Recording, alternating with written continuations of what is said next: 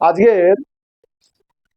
তোমাদের আমি যে 45টা ফর্মুলা দিয়েছি তার মধ্যে একটা ফর্মুলা হচ্ছে দরকার দরকার আর একটা ফর্মুলা হচ্ছে করা দরকার।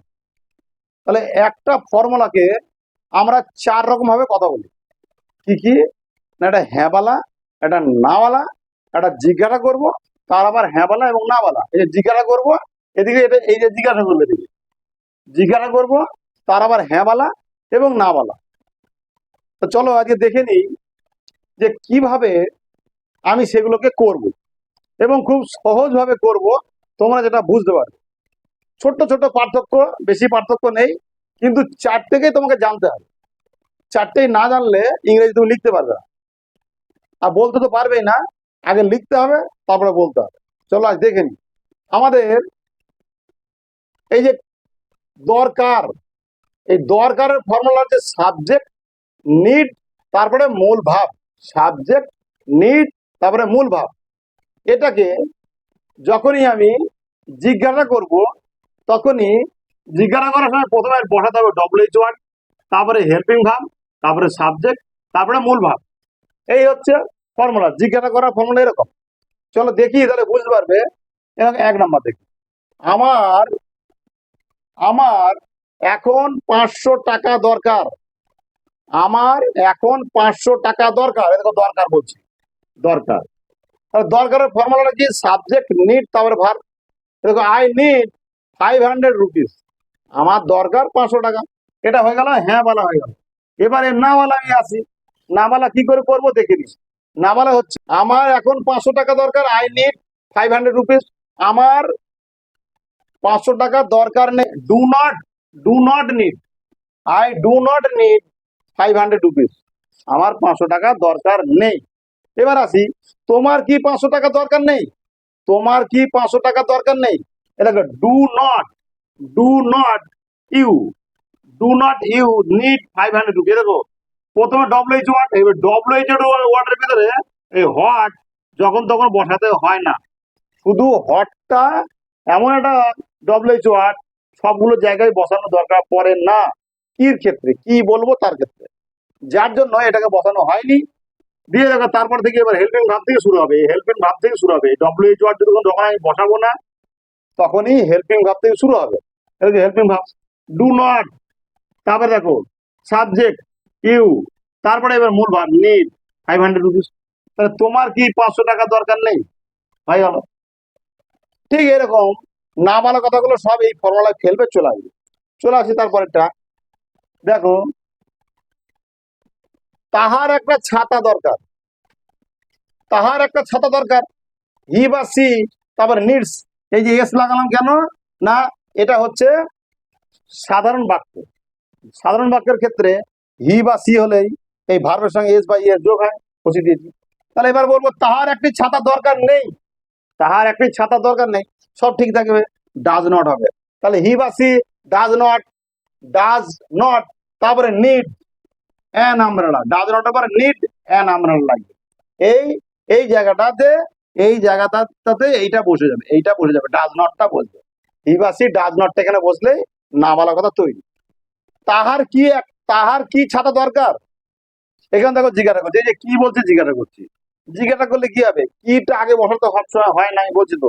এই কি কথা যে হট, তো এই হট সবসময় বসানো দরকার পড়ে না, শুধু হটের ক্ষেত্রে লাগে না। তারপরে দেখো ডাজ হি, এই যে এটা তো সাধারণ বাক্য। তাহার কি চাহার একটা ছাতা দরকার, আর তাহার কি একটা ছাতা দরকার, সাধারণ বাক্য। যে কারণে হি বা সি থাকলে এই তোমার ভার্বের সঙ্গে এস বা ই যোগ হয়। যে কারণে এবার আমি তো আগে এই যে হেল্পিং ভাবটা আগে পড়াচ্ছি, তখন does he need an umbrella. দেখো এবার ডাজ নট হি নিড, এই ডাজ যদি এবার তার ছাতা দরকার নেই, ডাজ নট হি দেবো, ডাজ নট হি। এখানে ডাজ হি দিলাম, এখানে ডাজ নট হি দিলাম। তাহার কি ছাতা দরকার নেই, এরকম না বলা বলবো। একটা হচ্ছে তাহার কি ছাতা দরকার, জিজ্ঞাসা করছি। আর একটা কি না, তাহার কি ছাতা দরকার নেই, জিজ্ঞাসা করার ক্ষেত্রে দুটো। তাহলে প্রথমটা কি না ডাজ হি, আর দ্বিতীয়টা কি ডাজ নট হি। তাহলে মূল ভাব যেমন হয় তেমন থেকে যাবে। এই হচ্ছে জিজ্ঞাসা করার ক্ষেত্রে দুটোকে আমি ব্যবহার করি এইভাবে, আর এইভাবেই তুমি ব্যবহার করি। চলে আসি তারপরটা দেখো, তোমার একটি বই দরকার ছিল। এইবার আমি দেখো বলেছি ছিলর ঘরের কথা, ছিল। তা তোমার একটি বই দরকার ছিল, ছিল যখন বলছি কি হবে, সাবজেক্ট নিড। দেখো এখানে দেখো দরকার ছিল বলছি, দরকার ছিল, ছিল যে ফর্মুলা, সেই ফর্মুলা কিন্তু ভার্বের কথা বলা আছে। সাবজেক্ট নিড হ্যাভ, তারপরে ভার্বের কথা বলা আছে, কিন্তু এখানে ভাব তো নেই। এখানে বই বলেছি, বই, তোমার একটি বই দরকার, বই, তাই ভাব নেই বলে এখানে কি হলো না, ইউ নিডেড।